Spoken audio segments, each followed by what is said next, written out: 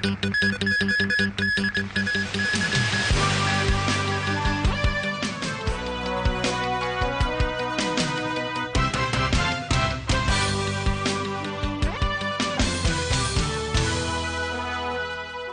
evening. British medical professor Peter Matthieson was today named the new Vice Chancellor of the University of Hong Kong. As Evelina Lung reports, there's mixed reaction to his appointment. Peter Matthieson is a kidney researcher and specialist. He has been the Dean of University of Bristol's Faculty of Medicine and Dentistry for the past 5 years. His appointment as University of Hong Kong's Vice Chancellor this afternoon makes him the first expat in more than a decade to take up the position. I am happy and I am excited. I'm also relieved and I'm also quite tired. I'm supremely honoured to be appointed as the next Vice Chancellor of Hong Kong University. It's a fantastic university. It's a great privilege for me to be in the position that I am.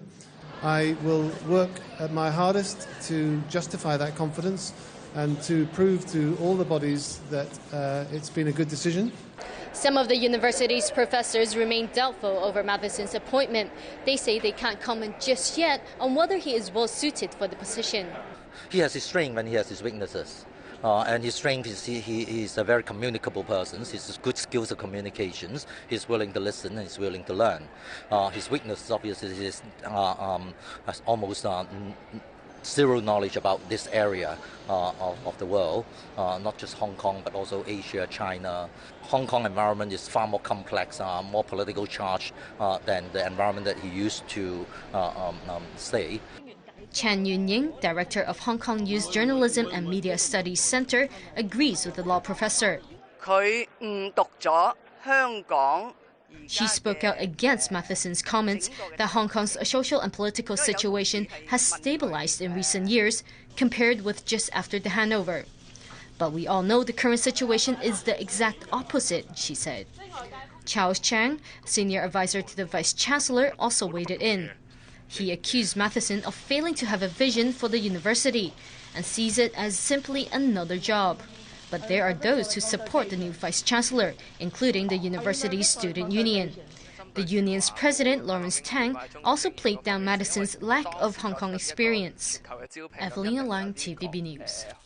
The government plans to set up a new harbourfront authority to manage and execute development plans for the waterfront. As Vicky Kung reports, the first phase of public consultation is now underway. Located in the Central District is the city's last plot of reclaimed land under construction. Once ready, a 73-kilometre-long promenade will snake along Hong Kong's waterfront. Right now, there's no statutory body to oversee development. The current Harbourfront Commission can only give advice but does not have the power to execute plans. As a commission, we're dealing with can be 7, 8 different departments at a time, all of whom have an interest but don't have full accountability or responsibility for delivering that particular solution. So the nature of government doesn't lend itself to comprehensive solutions or holistic solutions, I'm afraid.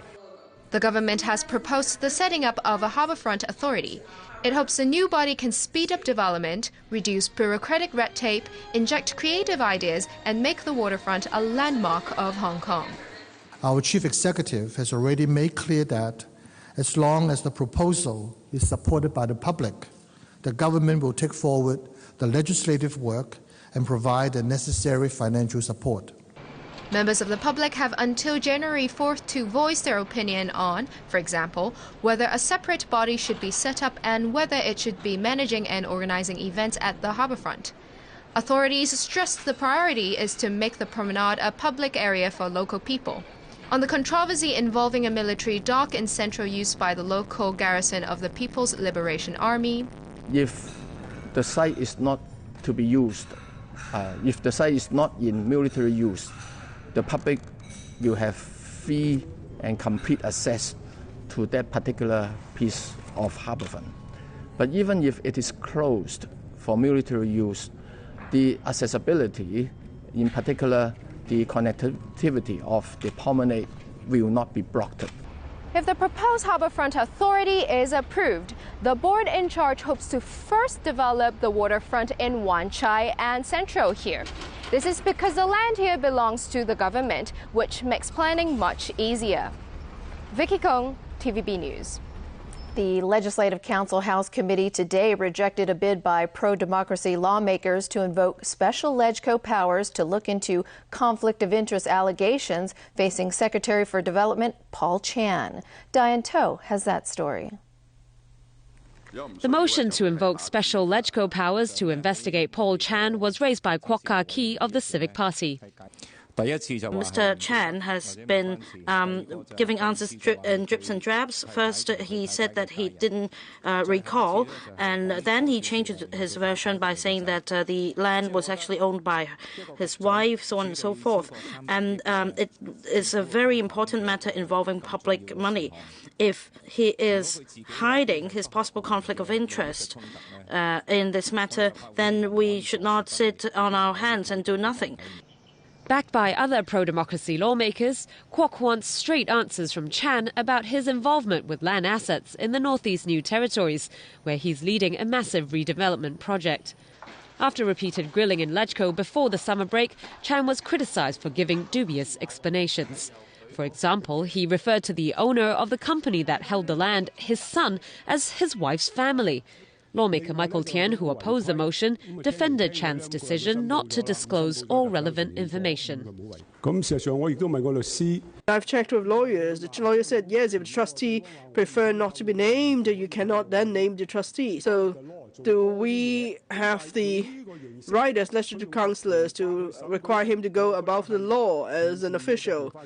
And that's the reason why we should invoke the Powers and Privileges Ordinance to examine him, but I don't think that's the original intention of the PNP ordinance. With 26 votes for, 37 against and 2 abstained, the motion was defeated. Also today, Andrew Leung of the Business and Professionals Alliance was again chosen as chairman of the House Committee, while Ronnie Tong of the Civic Party was renamed vice chairman. Diane To, TVB News. The Italian government has declared today a national day of mourning after yesterday's boating tragedy that saw more than 100 migrants killed while trying to reach the island of Lampedusa. The death toll is expected to climb significantly as only 159 of up to 500 people on board have been rescued. Alan Buknia has more. It's really a tragedy, and in particular as it has also affected children. It's something which is it is something where Europe has to be really sad, and we should see how we can improve the situation. It's not the first such tragedy in the area. Smugglers charge thousands of dollars per person to take people to Europe aboard overcrowded, barely seaworthy fishing boats. The United Nations High Commissioner for Refugees recorded 500 deaths last year on the route from Africa to Italy.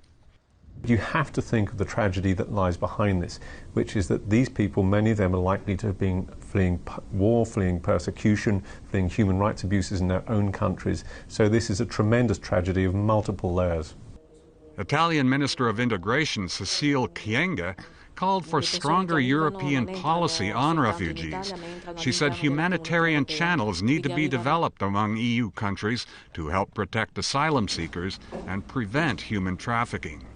Alan Buknia, TVB News. Democrats and Republicans remain no closer to resolving a budget feud that has shut down much of the American government. A problem U.S. President Barack Obama blames entirely on Republicans and their obsession with dismantling Obamacare. And, you know, the United States is the center of the world economy. So if we screw up, everybody gets screwed up. The whole world will have problems. Which is why generally nobody's ever thought to actually threaten not to pay our bills. It would be the height of irresponsibility. The political impasse has forced Obama to cancel plans for a four-nation week-long trip to Asia. He'd already canceled visits to Malaysia and the Philippines earlier this week. The move now prevents him from visiting Indonesia and Brunei as well, where two summits critical to U.S. interests in Asia are being held. China and Malaysia today agreed to elevate bilateral ties and significantly increase two-way trade. President Xi Jinping and Malaysian Prime Minister Najib Razak also agreed to boost military cooperation. China is already Malaysia's biggest trade partner, totaling $95 billion last year. They aim to increase that to $160 billion in the next 4 years. Malaysia is Xi's second stop on the Southeast Asian tour after a two-day visit to Indonesia. Next, the president heads to the Indonesian resort island of Bali for the APEC meeting. Xi is on his first official visit to Southeast Asia since becoming president in April.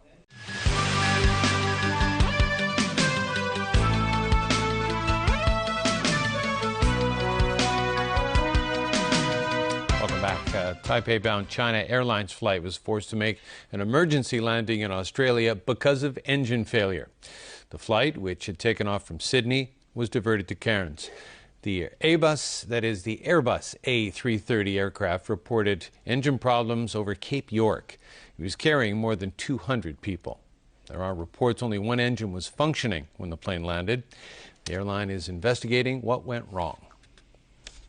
And back locally, Hang Seng Bank has become the fifth creditor to sue former Chief Secretary Raphael Hui for unpaid debts. The bank filed a writ with the district court to claim $780,000 in credit card debt, overdraft payments, and interest. Three other banks and a finance company under Sun Hung Kai Properties have already sued Hui for money owed. One of them, Bank of East Asia, has also applied to the High Court to have him declared bankrupt. The former chief secretary is facing charges of corruption and misconduct in public office in one of the city's most high-profile graft cases, which also involves senior executives of Sun Hung Kai Properties. The trial will open in May at the High Court. A concerned group is accusing the town planning board of ignoring dangers posed by a new septic tank that will be installed at the site of a proposed hotel on the Peak. The group has launched a campaign against the Lugard Road development plan. Ronnie Samtani has details. The Alliance for a Beautiful Hong Kong says the town planning board should not have approved the hotel development plan on the Peak. Major concern is the traffic. There will be more traffic on the road, on the trail, and that will put danger to the pedestrians. This is the major concern, and also the septic tank is